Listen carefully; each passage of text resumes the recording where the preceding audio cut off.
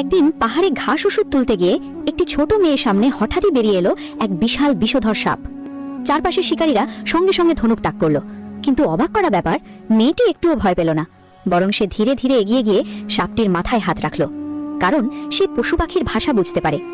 ছোট্ট সোনা, মেয়েটি বলল, তুমি কি 1000 বছরের বন্য জিনসিং কোথায় আছে জানো? সাপটি ফোঁস না করে শান্ত কণ্ঠে বলল, জানি, ওটা আছে ওষুধ উপত্যকায়, কিন্তু আমাদের পূর্বপুরুষ বলেন শুধু দয়ালু হৃদয়ের মানুষই সেখানে ঢুকতে পারে। আজ তোমার জন্য আমি নিয়ম ভাঙছি। তারপর সেই বিষধর সাপের নেতৃত্বেই সবাই কুয়াশায় ঢাকা পাহাড় পেরিয়ে পৌঁছালো এক রহস্যময় উপত্যকায়। সেখানে 1000 বছরের জিনসিং যেন আগাছার মতো জন্মেছে। বাইরের দুনিয়ায় বিলুপ্ত সব অলৌকিক ভেষজ এখানে ভরপুর। ঠিক তখনই আবির্ভূত হলো সাপেদের প্রাচীন রাজা। সে গভীর সম্মানে বলল, ভেতরে যাও ছোট দেব শিশু, কিন্তু মনে রেখো, লোভ করা যাবে না। এত সম্মান পাওয়ার কারণ একটাই, এই মেয়েটি সাধারণ মানুষ নয়, সে ছিল স্বর্গের এক রঙিন কার্প মাছের আত্মা। ভুল করে মানব জগতে জন্ম নিয়েছে। যদিও মানুষ হয়েছে, তবু প্রাণীদের ভাষা বোঝার ক্ষমতা হারায়নি। কিন্তু তার জন্মদাতা বাবা মা এই ভিন্নতাকেই অভিশাপ ভেবেছিল। দুর্ভিক্ষের সময় নির্মমভাবে তাকে ফেলে রেখে চলে যায়। ক্ষুধায় কাঁপতে কাঁপতে মেয়েটি নিজের শেষ শুকনো রুটি একটি আহত খরগোশকে দিয়ে দেয়। এই দয়াই বদলে দেয় তার জীবন। এক দয়ালু দম্পতি তাকে কুড়িয়ে নেয়।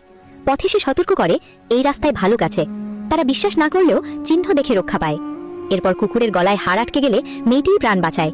গ্রামের সবাই বুঝে যায় এই শিশুটি আশীর্বাদ। খরার সময় ব্যাঙের কথা শুনে সে বাবাকে মাছ ধরার উপায় বলে দেয়।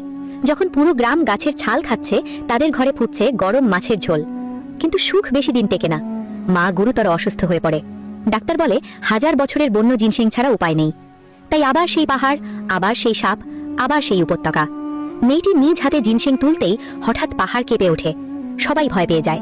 ঠিক তখন আকাশ থেকে নেমে আসে এক আলো। সাপ রাজা মাথা নত করে বলে, তোমার সময় শেষ ছোট দেবী, তোমার দয়া এই গ্রামকে বাঁচিয়েছে।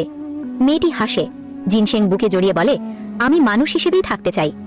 আলো মিলিয়ে যায়, মায়ের জীবন বাঁচে, গ্রাম বাঁচে, আর সেই ছোট মেয়েটি দয়া আর সাহসের এক জীবন্ত কিংবদন্তি হয়ে থাকে।